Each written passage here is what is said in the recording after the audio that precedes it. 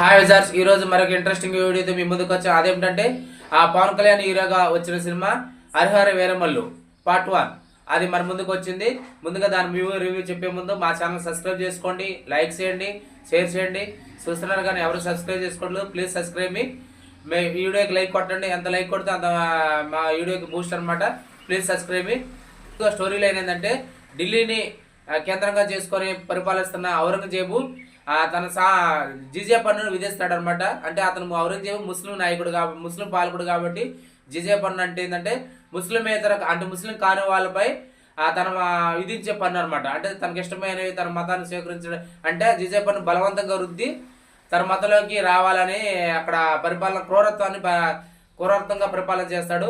అదేవిధంగా కోహినూరు వజ్రం అక్కడ ఔరంగజేబు సింహాసనం మీద ఉంటుంది. దాన్ని దొంగిలించడం కోసం ఒక వీరమల్లు బయలుదేరతాడు. ఇది story line, main story line. అయితే ఈ స్టోరీ లైన్ ఫస్ట్ హాఫ్ వచ్చేసి చాలా వండర్ఫుల్గా ఉంది. ఎక్కడ సాగదీత ఎక్కడ అనిపించలేదు అనమాట. ఫస్ట్ హాఫ్లో మనకి ఆల్రెడీ కుస్తీ ఫైట్ కనపడింది. అలాగే హీరో కనపడే సీన్స్, హీరో ఎంట్రీ సీన్ కానీ హీరో ఎంట్రీ సీన్ ఫైట్ కానీ అలాగే కుస్తీ ఫైట్ కానీ అలాగే చార్మినార్ ఫైట్ ఇంటర్వెల్కి ముందు చార్మినార్ ఫైట్ కానీ హైలైట్గా ఉంటాయి అనమాట. అంటే ఏమాత్రం అభిమానులకి డిసప్పాయింట్ కలగకుండా అక్కడక్కడ అభిమానులు మెచ్చే సీన్స్ అనేది డైరెక్టర్ రాసుకున్నాడు అనమాట. ఆ యాక్షన్ సీన్స్ చాలా హైలైట్గా ఉంటాయి ఫస్ట్ హాఫ్లో. అయితే ఫస్ట్ హాఫ్లో కూడా కామెడీ రఘుబాబు, సునీలు, తర్వాత వెన్నెల కిషోరు, నాజరు వీళ్ళందరూ ఉంటూ ఉంటారు. వీళ్ళందరూ కామెడీ చేస్తూ ఉంటారు. అక్కడక్కడ ఉంటుంది సాంగ్.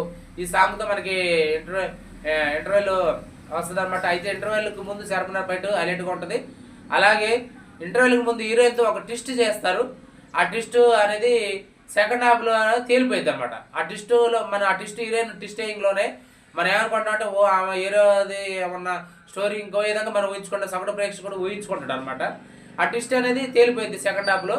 ఏదైనా సరే ఫస్ట్ హాఫ్ ఎక్కడ ల్యాగ్ లేకుండా వీరమల్లి పరిచయం కానీ వీరమల్లి ఎందుకు ప్రయాణం సాగిస్తున్నాడు అనేది ఏడా ల్యాగ్ లేకుండా చూపించాడు అనమాట first half. Second half start అయిన కాంచి కూడా సంపాదించిన ధనాన్ని ఢిల్లీ రాజుకి పంపాలన్నమాట.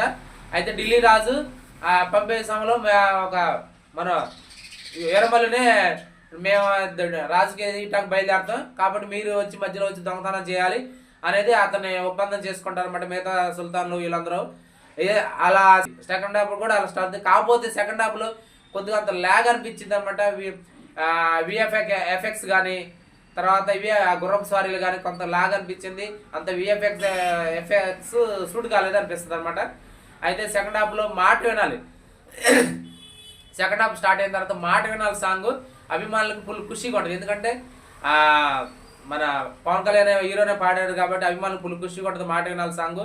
అలాగే సెకండ్ హాఫ్లో తోడేలు అక్కడ వాళ్ళని అడవిలో ఉన్నప్పుడు వీరమల్లి టీము అడవిలో ఉన్నప్పుడు తోడేలు దాడి చేయడానికి వచ్చినప్పుడు అక్కడ తోడేలతో వచ్చే సీన్ కానీ సన్నివేశం కానీ చాలా ఇంట్రెస్టింగ్ ఉంటాయి అనమాట.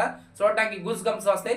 అలాగే ప్రీ క్లైమాక్స్ వచ్చి చాలా వండర్ఫుల్గా క్రియేట్ చేశారనమాట. ఎందుకంటే ఆ సనాతన ధర్మాన్ని అంటే ముస్లిం పాలకులు వచ్చి ఆ హిందువుల వాళ్ళ మీద వాళ్ళ విగ్రహాలను పాల్గొట్టడం కానీ వాళ్ళ హిందువుల మీద దాడులు చేయడం కానీ అక్కడ తర్వాత వీరమల్లి వచ్చి అక్కడ ఫైట్ చేసే సీన్ కానీ అక్కడ వాళ్ళ చైతన్యం కలిగించేసాను. ప్రీ క్లైమాక్స్ హైలైట్ అని చెప్పవచ్చు సినిమాకి. సినిమా మొత్తం మీద ప్రీ క్లైమాక్స్ హైలైట్ అని చెప్పి అక్కడే ప్రేక్షకుడు కనెక్ట్ అయిపోతున్నాడు అనమాట ఖచ్చితంగా. అలా ఉందన్నమాట. అలాగే ఔరంగజేబు అను వీరమల్లి కలిసే సీన్లో అక్కడ టైగర్ అనేది వస్తుంది. అక్కడ టైగర్ వచ్చినప్పుడు అక్కడ వచ్చే సీన్స్ కానీ హైలైట్. అంటే ప్రేక్షకుడికి పవన్ కళ్యాణ్ అభిమానులకి ఏం కావాలో ఆ సీన్స్ అనేది ఫైట్స్ యాక్షన్ సీక్వెన్స్ కానీ తర్వాత ఆ సన్నివేశాలు కానీ డైరెక్టర్ రాసుకున్నాడు అనమాట. చాలా బాగుందనమాట. ఏమాత్రం డిసప్పాయింట్ చేయమన్నమాట. అలాగే మేమేమనుకున్నామంటే ఫస్ట్ ఇంటర్వెల్ పడిన తర్వాత ఎంతవరకు వీళ్ళకి వీరమల్లికి మధ్య కలుసుకోరు ఇంటర్వెల్ తర్వాత నుంచి కలుసుకుంటారని నేను అనుకున్నాను. అయితే ఇంటర్వెల్ తర్వాత నుంచి కూడా కలుసుకోరు. ఢిల్లీకి బయలుదేరుతూ ఉంటాడు వీరమల్లి కోహినూరు వజ్రం కోసం. అయితే ఢిల్లీకి బయలుదేరి వచ్చే సీన్లలో అక్కడక్కడ కొన్ని పల్లెల్లో ఉంటాయి. మన నీటితో సతమవుతూ ఉంటారు, వాళ్ళకి హెల్ప్ చేస్తూ ఉంటారు. కరువుతో ఆటమాడుతుంటే నీరు లేకపోతుంటే వాళ్ళకి హెల్ప్ చేస్తూ ఉంటాడు. అలా ఆ సీన్లు అనేది కొద్దిగా సాగదీతగా అనిపిస్తాయి. అంటే బహుశా సెకండ్ హాఫ్ కోసం అనేది ఆ సీన్లు సాగదీశాడు అనిపించింది అనమాట ఈ సినిమా. అయితే ఈ సినిమాకి మెయిన్ హైలైట్, ఇంకా ముఖ్యమైన హైలైట్ ఏంటంటే హైలైట్ అని ఏం చెప్పవచ్చు అంటే బీజిఎం. అసలు మూవీ టీము ఎంఎం కీరవాణి ఎంచుకోవడం పెద్ద ప్లస్ పాయింట్. ఎందుకంటే ఆ సినిమా టైటిల్ కార్డు పడిన కాంచి వీరమల్లు ఆగమనం, తర్వాత వీరమల్లు కనపడే సీన్స్ కానీ, అలాగే ఔరంగజేబు విలన్కి హీరోకి ఎంత బీజం ఇచ్చాడు, విలన్కి కూడా అంతే బీజం ఇచ్చాడు. వీరమల్లు ఔరంగజేబు కనపడే, బాబీ డియోల్ కనపడే సీన్స్ కానీ అసలు బీజం అనేది మోత మోగించాడని చెప్పవచ్చు. అలా ఉంది బీజం. నేను ఫస్ట్ టైం ఎంఎం కీరవాణి ఎక్కువ తమను బీజం అనేది మనం ఎక్కువ లైక్ చేస్తాం. ఎంఎం కీరవాణి మెలోడీ సాంగ్స్కి ఈ విధంగా బీజం వేస్తాడు అని నేను అనుకున్నా, కానీ ఇంత రకంగా బీజం వేస్తాడని నేను ఎక్కడ ఎక్స్పెక్ట్ చేయలేదన్నమాట. అసలు మెయిన్ ఈ సినిమాకి వీరమల్లు పార్ట్ 1కి మేజర్ హైలైట్ పాయింట్ ఏంటంటే బీజిఎం. వంటపులు ప్రతి సీను ఓన్లీ వాళ్ళిద్దరు కనబడే సీన్లే కాదు, ప్రతి సీను ఫైట్ సీన్స్లో కానీ, తర్వాత ఏమైనా సన్నివేశాలు కనబడే సీన్స్ కానీ, ఎక్కడ సన్నివేశాలు వచ్చే సీన్స్ కానీ, ప్రజలకు మధ్య వాళ్ళ మధ్య వచ్చే సీన్స్ కానీ, ప్రతి ఒక్క ఫ్రేమ్లో కీరవాణి మార్క్ కనబడిద్ది అనమాట. అసలు ఆ బీజిఎంకి హైలైట్ అని చెప్పొచ్చు. ఎన్నిసార్లు దాని హైలైట్ హ్యాట్సప్ ఎంత మెచ్చుకున్నా తక్కువే అని చెప్పొచ్చు అనమాట.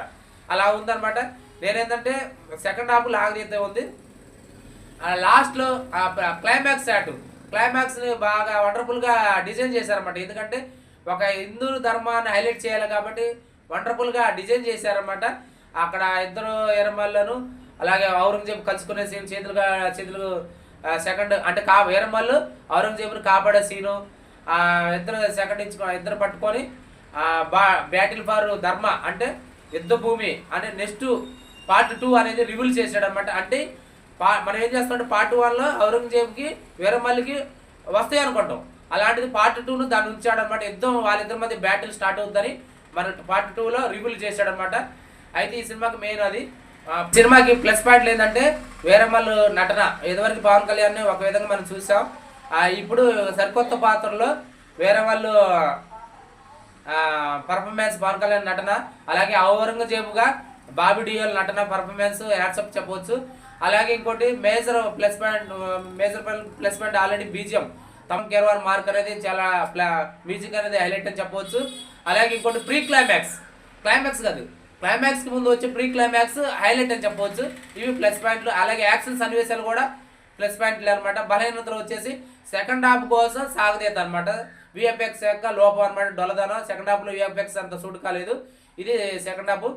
కామెడీ అనేది అక్కడక్కడ ఫస్ట్ హాఫ్లో హీరోనే చేస్తాడు, సెకండ్ హాఫ్లో కూడా కామెడీ యాక్టర్లు సునీల్, రఘుబాబు, ఆ తర్వాత వెల్లకిషోర్ ఇలా ఉన్నా కూడా అక్కడక్కడ వాళ్ళతో కూడా కామెడీ పండిస్తారు. ఓకే, గుడ్ అని చెప్పవచ్చు. బాగానే ఉంది ఇదంతా. ఇంకోటి ఏంటంటే డైలాగ్స్. బర్రా సాయి మాధవ్ వచ్చేసి జనం మెచ్చే నాయకుడు అవుతాడు, జన సైనికుడు అవుతాడు అనే డైలాగు. అలాగే నేను ప్రజల పక్షాన ఉంటా, ప్రజలే వాళ్ళు నా వాళ్ళు అనేది ఆ డైలాగు. అలాగే వారు పాదాలే కాదు తల కూడా కనపడాలి అనేది ఆ డైలాగు. ఇప్పుడున్న రాజకీయ జీవితానికి సంధానంగా ఆయన వ్యక్తిత్వానికి దగ్గరగా ఉన్న ఈ డైలాగులు ఫ్యాన్స్ అవి ఊహించుకుంటారు. అలాగే అక్కడక్కడ వచ్చే సీన్లు సెకండ్ హాఫ్లో ఢిల్లీకి బయలుదేరినప్పుడు అక్కడ వచ్చే కొన్ని ప్రాంతాల వరకు సహాయం చేయటం, అక్కడ కూడా తన రాజకీయ జీవితానికి దగ్గరగా ఉంటాయి అనమాట. ఏదైనా సరే మొత్తానికైతే ఆ సినిమా వచ్చేసి ఓవరాల్గా ప్రేక్షకులకు వచ్చింది. దాదాపు 5 సంవత్సరాల తర్వాత డైరెక్టర్ కూడా కొత్త డైరెక్టర్ అయినా సరే ఆ మధ్యలో వదిలేసిన సినిమాని పట్టాలకి ఎక్కించాడు. చాలా బాగుందన్నమాట. ఫైట్స్ హైలైట్ అని చెప్పొచ్చు. తర్వాత ఇంకోటి ఈ సినిమా ఓవరాల్గా హిట్ పట్టని చెప్పొచ్చు. అంటే నా పరంగా అయితే ఈ సినిమా ఓవరాల్గా హిట్ పట్టని చెప్పవచ్చు. అంటే చెప్పాలంటే నా పరంగా అయితే హిట్ అని చెప్పవచ్చు.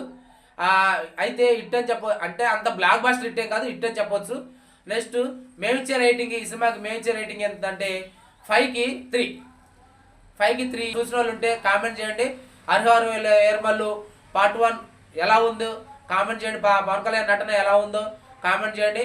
మా ఛానల్ సబ్స్క్రైబ్ చేసుకోండి, లైక్ చేయండి, షేర్ చేయండి.